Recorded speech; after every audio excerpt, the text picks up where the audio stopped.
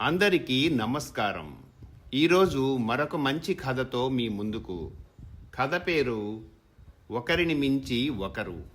పూర్వం మన దేశంలో ఒక గొప్ప శిల్పి ఉండేవాడు.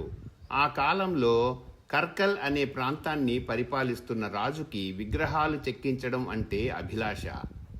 ఆయన ఆ శిల్పిని రప్పించి 25 అడుగుల ఎత్తుగల పరమేశ్వరుని విగ్రహం తయారు చేయమన్నాడు. అందుకు ఆ శిల్పి, "ఓ, అదెంత పని, చెక్కి ఇస్తాను" అని చెప్పి 3 మాసాలు అయ్యేసరికి రాజు కోరిన గొప్ప విగ్రహం తయారు చేసి ఇచ్చాడు. విగ్రహాన్ని చూసి రాజు మురిసిపోయాడు. అంత ఎత్తైన విగ్రహం మన దేశంలో అంతవరకు లేనే లేదు. దేశాల నుంచి వచ్చిన వాళ్ళంతా ఆ విగ్రహాన్ని చూసి మెచ్చుకోవడం వల్ల ఆ రాజు ఖ్యాతి దశదిశలా ఇట్టే వ్యాపించింది. శిల్పికి గొప్ప గొప్ప బహుమతులు ఇచ్చి పంపాడు రాజు. శిల్పి బహుమానాలు అందుకుని తన ఊరు పోతుంటే రాజుకు ఒక భయం వేసింది. ఈ శిల్పినే మరొక మహారాజు ఎవరైనా పిలిపించి ఇంతకన్నా ఎక్కువ బహుమానం ఇచ్చి ఇంతకన్నా గొప్ప విగ్రహాన్ని తయారు చేయించుకుంటాడేమో. అప్పుడు ఆ విగ్రహం ముందు తన విగ్రహము తక్కువైపోయి తన కీర్తి తరిగిపోతుందేమో అని ఇంకా బొమ్మలు చెక్కడం సాధ్యం కాకుండా ఆ శిల్పి యొక్క కుడి చెయ్యి నరికించి వదిలాడు. శిల్పి స్వగ్రామం చేరుకొని తనకు రాజు చేసిన ద్రోహాన్ని తలుచుకొని దుఃఖిస్తూ ఆ రాజుపైన ఎలా కసి తీర్చుకోవటమా అని ఆలోచించాడు.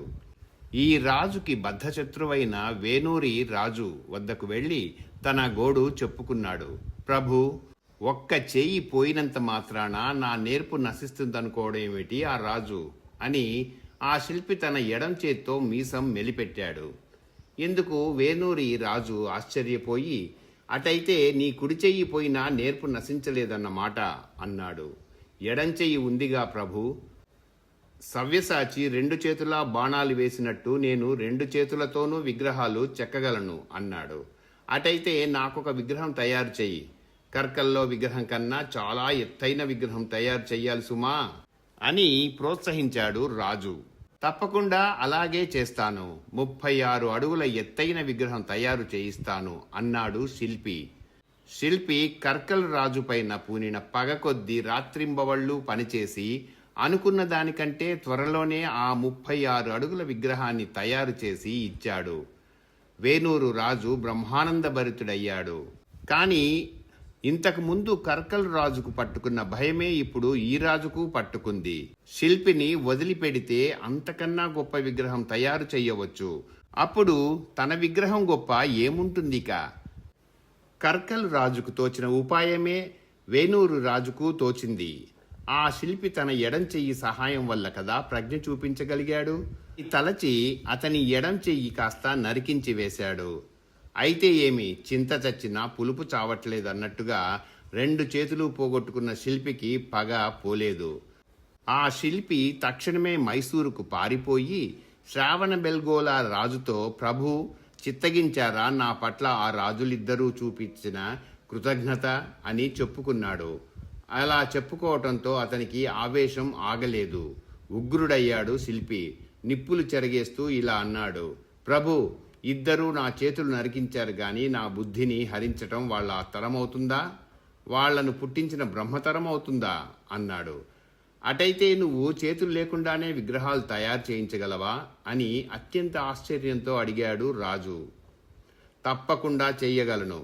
నా బుద్ధిని వినియోగించి నా శిష్యుల చేత తమకు ఒక అపూర్వమైన విగ్రహాన్ని తయారు చేయిస్తాను" అని చెప్పాడు శిల్పి. "చేయించు" అన్నాడు రాజు. శిల్పి ఒక ఆసనం అధిష్ఠించి కూర్చున్నాడు. శిష్యులకు ఆజ్ఞలిస్తూ 57 అడుగుల ఎత్తుగల గోమటేశ్వరుని విగ్రహాన్ని తయారు చేయించాడు.